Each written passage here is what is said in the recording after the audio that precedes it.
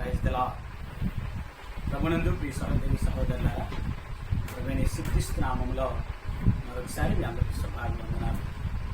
అందరూ బాగున్నారా? మరొకసారి మీతో కలుసుకోవడానికి ఈ విధంగా ప్రభు మనకి ఇచ్చిన వెసులుబాటును బట్టి, చక్కని సమయాన్ని బట్టి ఆ మహాదేవునికి స్తుతియాగం చేస్తున్నాం. దేవుని వాక్యంలోకి మనం వెళ్లే ముందు చక్కని పాట విని దేవుని వాక్యాన్ని ధ్యానం చేద్దాం.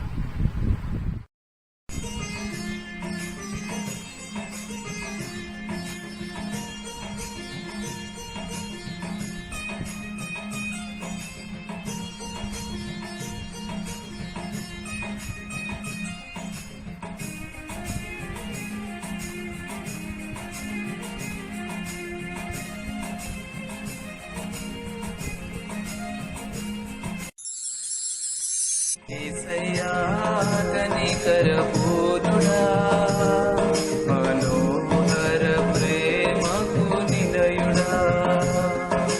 యేసయ్యా కనికరపూర్ణుడా, మనోహర ప్రేమకు నిలయుడా. నీవే నా సంతోషగానము, సర్వ సంపదలకు ఆధారము. నీవే నా సంతోషగానము, సర్వ సంపదలకు ఆధారము.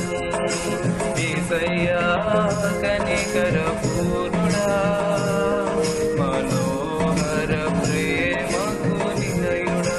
యేసయ్యా కనికరపూర్ణుడా, మనోహర ప్రేమకు నిలయుడా.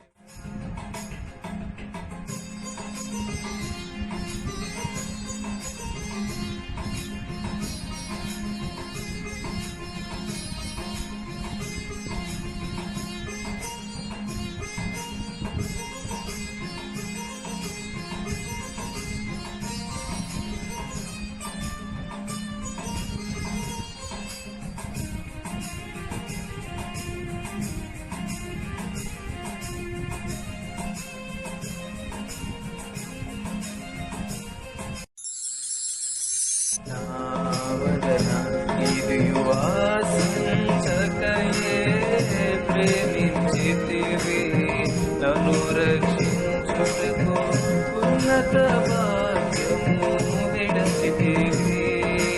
నా వలన నీవు ఆశించకయే ప్రేమించితివి, నన్ను రక్షించుటకు ఉన్నత భాగ్యము విడచితివి. సిలువరానుపై రక్తము కార్చి రక్షించితివి, శాశ్వత కృప పొంది జీవింతును ఇలా నీ కొరకే. సిలువరానుపై రక్తము కార్చి రక్షించితివి, శాశ్వత కృప పొంది జీవింతును ఇలా నీ కొరకే. యేసయ్యా కనికరపూర్ణుడా, మనోహర ప్రేమకు నిలయుడా. యేసయ్యా కనికరపూర్ణుడా, మనోహర ప్రేమకు నిలయుడా.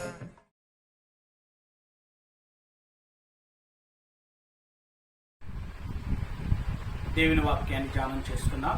పరిశుద్ధ లేఖనములో నుండి 2 సమూయేలు గ్రంథము 16వ అధ్యాయము 23వ వచనాన్ని నేను చదువుతున్నాను. మీరందరూ వినండి. ఆ దినములలో అహీతోపేలు చెప్పిన ఏ ఆలోచన అయినను ఒకడు దేవుని యొద్ద విచారణ చేసి పొందిన ఆలోచన అయినట్టుగా ఉండెను. ప్రభునందు దేవుని బిడ్డలారా, మనం చదివేటటువంటి వాక్య భాగంలో అహీతోపేలు అనే ఒకడు కనబడుతున్నాడు. మనం చదివిన వాక్య భాగంలో అహీతోపేలు అనేటువంటి ఒక వ్యక్తి కనబడుతున్నాడు. అహీతోపేలు అంటే అర్థం బుద్ధిహీనునికి సోదరుడు అని అర్థం. అహీతోపేలు అంటే బుద్ధిహీనునికి సోదరుడు అని అర్థం. కానీ వాడెప్పుడు కూడా నేను బుద్ధిహీనుడిని అని అనుకోలేదు. అనుకోపోతే అనుకోపోయాడు. నేను చాలా తెలివైన వాడిని అని అనుకుంటూ దేవునికి వ్యతిరేకమైనటువంటి ఆలోచనలు ఇతరులకు చెబుతూ వాళ్ళని చెడగొడుతూ ఉండేవాడు. ఏమైందో తెలుసా ఇతని చరిత్ర? దేవునికి వ్యతిరేకమైన ఆలోచనలు చెబుతూ ఇతరులను చెడగొడుతున్నటువంటి ఈ బుద్ధిహీనుడు అని పేరు కలిగినటువంటి అహీతోపెలు ఆయన జీవితం చివరికి ఏమైందంటే ఎవరు అతనికి హాని చేయకుండానే, ఎవరు అతన్ని చంపకుండానే తనంతట తానే ఉరి పోసుకుని చచ్చిపోయాడు. చూసారా దేవుని బిడ్డలారా? పనికి మాలిన ఆలోచనలు చెప్పే ప్రతి వాడి గతి ఇంతే. ఎవడైనా సరే దేవునికి వ్యతిరేకమైన ఆలోచనలు చెబుతూ బుద్ధిహీనంగా ప్రవర్తించే బుద్ధిహీనుల యొక్క గతి అంతే. 107వ కీర్తన 17వ వచ్చి నేను చదువుతున్నాను చూడండి. బుద్ధిహీనులు తమ దుష్ట ప్రవర్తన చేతను తమ దోషముల చేతను బాధ తెచ్చుకొందురు. ఇక్కడ కీర్తనాకారుడు అంటాడు, బుద్ధిహీనులు తమ దుష్ట ప్రవర్తన చేత తమ దోషమును చేత బాధ తెచ్చుకుంటారంట. బుద్ధిహీనులకి ఏమవుద్దంట?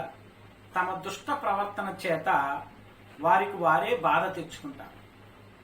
వారి నాశనాన్ని వారే తెచ్చుకుంటారు, స్వనాశనమును తెచ్చుకుంటారు.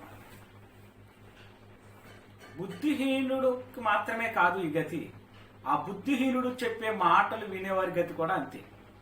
బుద్ధిహీనుడు చెప్పేవారి మాటలు విన్నా, వాడితో స్నేహం చేసినా వాళ్ళ గతి కూడా అలాగే ఉంటుందని ఈ అహీతోపెలు మాటలు, ఈ బుద్ధిహీనుడి మాటలు విన్నటువంటి వారి గతి కూడా ఏమైందో బైబిల్లో మనం చూస్తే, దావీదు కుమారుడైనటువంటి అబ్షాలోము ఈ అహీతోపెలు మాటలు విని కన్న తండ్రినే హతమార్చాలని, కన్న తండ్రికే హాని చేయాలని, కన్న తండ్రినే కడతేర్చాలని ఈ బుద్ధిహీనుడు మాటలు విని కంకణం కట్టుకుని తండ్రిని చంపడానికి బయలుదేరాడు. ఏం జరిగిందంటే,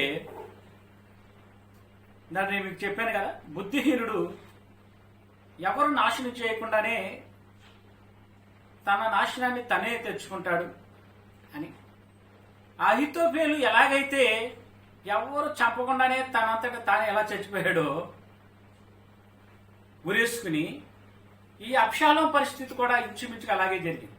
తండ్రిని చంపడానికి, తండ్రిని కడచేర్చడానికి వెళుతున్నటువంటి ఈ బుద్ధిహీనుడి సహవాసం చేసినటువంటి అబ్షాలోము కూడా బదరి వృక్షం కిందగా తన కంచర గాడి మీద వెక్కి యుద్ధానికి తండ్రిని చంపడానికి వెళుతున్నటువంటి ఈ అబ్షాలోం పరిస్థితి మనం ధ్యానం చేస్తే, ఇతను కంచర గాడిద మీద వెక్కి యుద్ధానికి వెళుతూ బదరి వృక్షం కిందగా వెళుతున్నప్పుడు అతని జుట్టు ఆ వృక్షానికి ఉన్న కొమ్మలకు చుట్ట వేసుకుని ఆ బదరి వృక్షానికి వేలాడుతుండగా బాణముల చేత కొట్టబడి చచ్చెను అని బైబిల్లో మనకు కనబడుతుంది. అందుకే బైబిల్ ఒక చక్కని హెచ్చరిక మనకు చేస్తుంది. పరిశుద్ధ గ్రంథము అందుకే మనకేం తెలియజేస్తుందంటే, మొదటి కీర్తన 1వ వచనములో దుష్టుల ఆలోచన చొప్పున నడవక, పాపుల మార్గమున నిలవక, అపహాస్కులు కూర్చుండు చోటను కూర్చుండవద్దు అని పరిశుద్ధ గ్రంథము, దైవ గ్రంథము మనకి తెలియజేస్తుంది. ప్రియమైన దేవుని బిడ్డలారా, మూర్ఖులతో, బుద్ధిహీనులతో మనం ఎప్పుడు సహవాసం చేయకూడదు. ఒకసారి మనల్ని మనం పరిశీలన చేసుకుందాం. మనం ఎవరితో సహవాసం చేస్తున్నాం? మన సహవాసం ఎవరితో ఉంది? ఈ లోకంతో సహవాసం చేస్తున్నామా? దేవుని బిడ్డలతో సహవాసం చేస్తున్నామా? ఈ లోకంతో సమయం గడుపుతున్నామా? దైవ సన్నిధిలో సమయం గడుపుతున్నామా? ఒకసారి మనం పరిశీలన చేస్తున్నాం. ఈ లోక స్నేహము సొదొమ లాగా చాలా అందంగా కనబడుతుంది. మనం సొదొమ ఆకర్షించినట్లుగా, లోతుని సొదొమ ఆకర్షించినట్లుగా ఈ లోక స్నేహం కూడా మనల్ని ఆకర్షిస్తూ ఉంటుంది. లోతు వలె నువ్వు కూడా ఆ సొదొమ అనేటువంటి లోకానికి ఆకర్షితుడు లేదా ఆకర్షితురాలు అయితే నీ పతనం ప్రారంభమైనట్లేనని బైబిల్ మనల్ని హెచ్చరిస్తుంది. బైబిల్ గ్రంథంలో మనం చూస్తే యాకోబు రాసిన పత్రిక 4:4.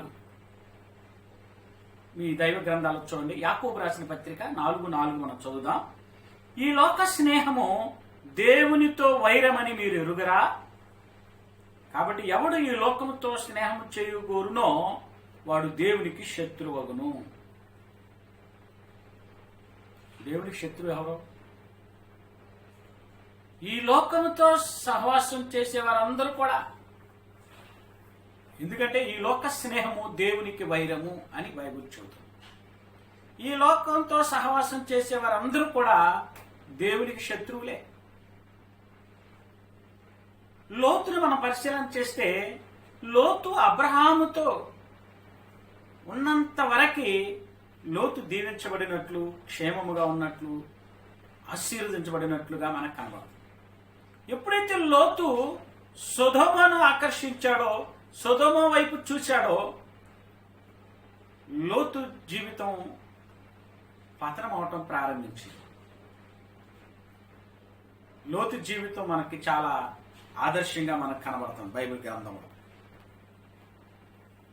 ఆది మానవుడైనటువంటి ఆదాము అవ్వలను మనం పరిశీలన చేస్తే, వారు దేవునితో సహవాసం చేస్తున్నంత వరకు ఏదేని తోటలో వాళ్ళ ఆనందానికి హద్దు లేదు, వాళ్ళ సంతోషానికి హద్దు లేదు. మరణం లేదు, చీకటి లేదు, శ్రమలు లేవు. ఇంకా గొప్ప విషయం చెప్పనా, ఆదామవ్వలు దేవునితో సహవాసం చేస్తున్నంత వరకు కూడా భూమి మీద ఏ విధమైన చెడు లేదు, ఏ విధమైన క్రూరత్వం లేదని బైబిల్ మనకు తెలియజేస్తుంది. ఏ బాధ, ఏ శ్రమ, ఏ శోధన లేకుండా సంతోషంగా దేవునితో ఆనందిస్తున్నారు ఆదామవ్వలు దేవునితో సహవాసం చేస్తున్నంత వరకు. దేవునితో సహవాసం చేస్తున్నటువంటి ఈ ఆదామవ్వలు ఎప్పుడైతే దుష్టుడైనటువంటి సాతానుతో, ఆ పాము రూపంలో వారి దగ్గరకు వచ్చినటువంటి ఆ సాతానుతో ఎప్పుడైతే వారి యొక్క సంభాషణ, వారి ముచ్చట్లు ప్రారంభించారో, దానితో సహవాసం చేయడానికి ఎప్పుడైతే సాహసించారో, వారు దేవునితో వారికి వైరం ఏర్పడి, దేవునితో వాళ్ళ సహవాసం తెగిపోయి శాపాన్ని, మరణాన్ని తెచ్చుకున్నారు. దేవుని బిడ్డలారా, ఈ లోక ముచ్చట్లు మనల్ని దేవుని నుండి దూరం చేస్తాయి. యెహోలోక సహవాసం దేవునితో మనకి వైరాన్ని తెచ్చుకోవాలి. కనుక యెహోలోక ముచ్చట్లను మనం విడిచిపెట్టి దేవునితో సహవాసం చేయడం మనకి ఎంతైనా మంచిది. యాకోబు పత్రిక 2:23 మనం చూస్తే, యాకోబు పత్రిక 2:23 నేను చదువుతున్నాను చూడండి. అబ్రహాము దేవునికి స్నేహితుడిగా ఉన్నాడు, అందుకే అబ్రహాము అన్ని విషయములలో వర్ధిల్లాడు. అబ్రహాం అంట దేవునికి స్నేహితుడిగా ఉన్నాడు, అందుకని అబ్రహాం అన్ని విషయాల్లో వర్ధిల్లాడు. ఆ మాట మీకు 24వ అధ్యాయం, ఆదికాండం 24వ అధ్యాయం మొదటి వచనంలో కనపడుతుంది. అబ్రహాము బహుకాలము గడిచిన వృద్ధుడై ఉండెను, అన్ని విషయములలో యెహోవా అబ్రహామును ఆశీర్వదించాడు. అబ్రహాము దేవునితో సహవాసం చేశాడు, ఈ లోకాన్ని విడిచిపెట్టేశాడు, ఈ లోక సంబంధులైన వారిని విడిచిపెట్టేశాడు, ఈ లోక సంబంధమైన బంధువులు విడిచిపెట్టేశాడు, స్నేహితులు, ఇహలోక స్నేహితులు విడిచిపెట్టాడు. దేవునితో సహవాసం ఎప్పుడైతే ప్రారంభించాడో అబ్రహామును గురించి వ్రాయబడింది 24వ అధ్యాయం ఆదికాండం మొదటి వచనంలో, అబ్రహాము బహుకాలము గడిచిన వృద్ధుడై ఉండెను, యెహోవా అతనిని అన్ని విషయములో ఆశీర్వదించును అని బైబిల్లో చదువుతున్నాం. దేవుని సహవాసము మనకు ఆశీర్వాదం, దుష్టుల సహవాసము మనకి దేవునికి వైరం తెచ్చుకోవాలి. కనుక మనం బుద్ధిహీనులతో ముచ్చట్లు విడిచిపెట్టి, బుద్ధిహీనుల సహవాసం, దుష్టుల సహవాసం మనం చేయక దేవునితో సహవాసము కలిగి ఉండాలి. ఇస్సాకును మనం ధ్యానం చేసే ఇస్సాకును గురించి, సాయంకాలము దేవుని ప్రసన్నతను వెదగడానికి పొలంలోకి వెళ్ళే అలవాటు ఇస్సాకుకు ఉందంట. దేవుని ప్రసన్నతను వెతకడానికి ప్రతి సాయంత్రం చల్లబోటేళ్ళ ఇస్సాకు దేవుని వెతకడానికి, దేవునితో గడపడానికి, దేవునితో సహవాసం చేయడానికి ఇస్సాకు పొలమునకు వెళుతూ ఉండేవాడు. ప్రియమైన సహోదరి సహోదరులు, మనకే అలవాటు ఉంది. మనం ఎవరితో సహవాసం చేస్తున్నాం, ఎవరితో ముచ్చట చేస్తున్నాం? మనం లోకానుసరణ మనుషులతో సమయం గడపటం కంటే కూడా దేవునితో సమయం మనం గడిపితే ఆనాడు ఇస్సాకును దేవుడు హెచ్చించినట్లుగా, ఆశీర్వదించినట్లుగా మనల్ని కూడా దేవుడు ఆశీర్వదిస్తాడు తప్పకుండా. యాకోబు వెళ్ళిన చోటల్లా కూడా బైబిల్ మనం ధ్యానం చేస్తే, మీరు బైబిల్ చదువుతూ ఉంటారా ప్రతిరోజు? నేను ప్రతిరోజు కూడా దేవుని వాక్యమును ధ్యానం చేస్తూ ఉంటాను. బైబిల్ ధ్యానం చేయడం మనం నేర్చుకోవాలి. ఉదయము, మధ్యాహ్న కాలం, సాయంకాలం దేవుని వాక్యాన్ని మనం ధ్యానం చేయాలి. మీకు ఒక విషయం చెప్పనా, నేను వాక్యానికి వెళ్ళే ముందు ఇంకొక మాట చెప్తాను. నేను దేవుని వాక్యమును ధ్యానించినటువంటి పెదవులతో అంత తొందరగా మనం పాపం చేయలేమంట. కనుక ప్రతిదినము వాక్యము ధ్యానం చేసే అలవాటు మీకుందో లేదో ఒకసారి పరిశీలన చేసుకోండి. దేవుని వాక్యమును ధ్యానిస్తున్నావు అంటే నువ్వు దేవునితో సహవాసం చేస్తున్నట్లు. ఇస్సాకు వలె ప్రార్థించడానికి నువ్వు సమయం కేటాయించుకున్నావు అంటే నువ్వు దేవునితో సహవాసం చేస్తున్నట్లే. ఇస్సాకు గురించి మనం చదివితే సాయంకాలము దేవుని ప్రసన్నతను వెదగడానికి పొలంలోకి వెళ్తున్నాడు అంటే ఇస్సాకు. దేవుని ధ్యానించడానికి, దేవుని సన్నిధిలో ఆనందించడానికి ఇస్సాకు పొలంలోకి వెళ్తున్నట్లు కనబడుతుంది. మనం ఎక్కడికి వెళ్తున్నాం ఒకసారి ఆలోచించి. ఈనాటి యువతరం ఎక్కడికి వెళుతున్నారు? క్లబ్బులకి, పార్కులకి, చూడండి, ఆలోచన చేయండి. బ్యూటీ పార్లర్లకి. దేవుని సన్నిధిలో ధ్యానం చేయడానికి ఇస్సాకులు మనం వెళ్తున్నామా? యాకోబును గురించి కూడా మనం ధ్యానం చేస్తే మన పితరులు అబ్రహాము, ఇస్సాకు, యాకోబు. అబ్రహాము దేవుని స్నేహితుడిగా పిలువబడ్డాడని చదివాం కదా. ఇస్సాకు దేవుని ధ్యానించడానికి సాయంకాలము పొలంలోకి వెళ్తున్న ధ్యానం చేశాం కదా. యాకోబు గురించి కూడా మనం ధ్యానం చేస్తే, యాకోబు తను వెళ్ళిన చోటల్లా కూడా ప్రభువు నీడవలే తమతో ఉన్నాడంట. దేవుడు యాకోబు వెళ్ళిన చోటల్లా కూడా యాకోబుకి నీడవలే ప్రభు ఉన్నాడు, వెంబడించాడు. అందుకే యాకోబు ఒంటరిగా వెళ్ళిన 2 గుంపులుగా తిరిగి వచ్చాడు. ఆయన ఒక గొప్ప జమీందారు వలె తిరిగి వచ్చాడు. ఈ సహోదరి సహోదరు, దేవుని సహవాసం మనకెంతో ఆశీర్వాదం. మరియా యేసయ్య పాదాల దగ్గరుండి ఆయన ఊసి వింటుంది. మరియా యేసయ్య పాదాల దగ్గర కూర్చుని ఆయనతో ముచ్చట్లు చెబుతుంది. నువ్వు ఎవరితో ముచ్చట్లు చెబుతున్నావు ఒకసారి ఆలోచించి. మరి అయితే యేసయ్యతో ముచ్చట్లు చెబుతున్నావు. అందుకే మరియా సమాధానము సంతోషాన్ని పొందుకుని వెళ్ళినట్టుగా బైబిల్ చెబుతున్నాడు. నీ జీవితంలో సమాధానం లేదంటే, నీ కుటుంబంలో శాంతి సమాధానం లేవంటే, నువ్వు నిరాశ నిస్పృహలతో విసిగి వేజారుతున్నావంటే నువ్వు లోకంతో ముచ్చట్లు చెబుతున్నావు. ఈ లోక ముచ్చట్లు దేవునికి వైరం, దేవుని మనల్ని దూరం చేస్తుంది. మరి అయితే యేసయ్య పాదాల దగ్గర ముచ్చట్లు చెబుతుంది, యేసయ్యతో సహవాసం చేస్తుంది.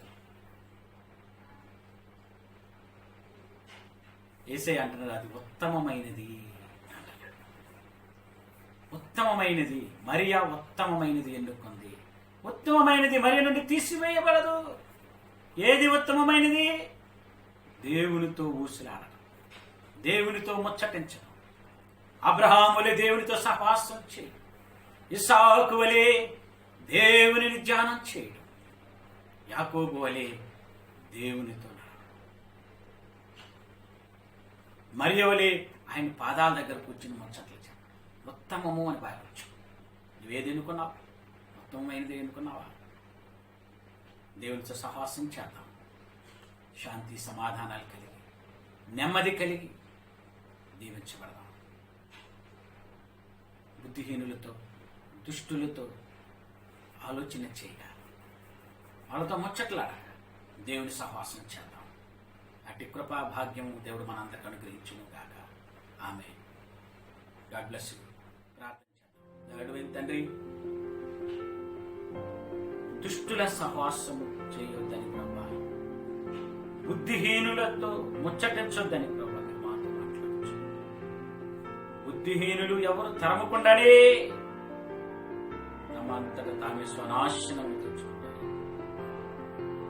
అయ్యా, ఈ లోక స్నేహము దేవునికి వైరము అని ప్రభా మాతో చాలా తేటగా మాట్లాడారు ప్రభా. తండ్రి, ఈ లోక సహవాసము మేము చేయగలం, ఈ లోక స్నేహము మేము చేయకనే ఇస్సాకు వలె, అబ్రహాము వలె, యాకోబు వలె, మరియ వలె నీ పాదాల దగ్గర కూర్చొని అయ్యా తండ్రి నీ సన్నిధిలో ఉంది అయ్యా తండ్రి, నీలో ఆనందిస్తూ సమాధానం సంతోషం కలిగి నీ కృపలను ముందుకు సాగిపోవడానికి సహాయం చేయండి.